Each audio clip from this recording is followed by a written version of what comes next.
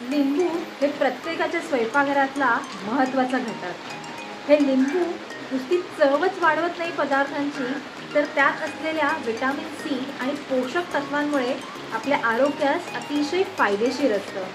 बरेचदा काय होतं, आपल्याला अर्धच लिंबू लागतं। ते अर्ध लिंबू कसं स्टोअर करायचं, दीर्घकाळ कसं टिकवायचं, ह्यासाठी मी काही टिप्स देणार आहे तुम्हाला।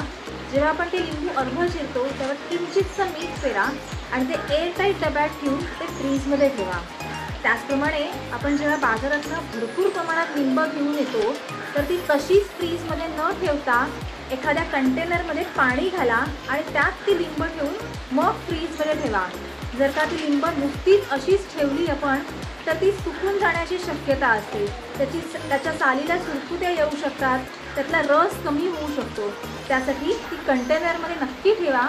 जर का तुम्हाला कंटेनरचा वापर करायचा नसेल, तर प्रत्येक लिंबू एका सुती कापडाच्या ह्याच्यात व्यवस्थित वेगवेगळं गुंडाळा आणि मग ते फ्रीजमध्ये ठेवा, जेणेकरून त्यातलं रस आटणार नाही आणि ते ताजंतवानं साधारण 2 ते 3 आठवडे टिकेल। तर ह्या काही सोप्या ट्रिक्स फॉलो करा आणि तुमचं लिंबू ताजेतवानं ठेवा।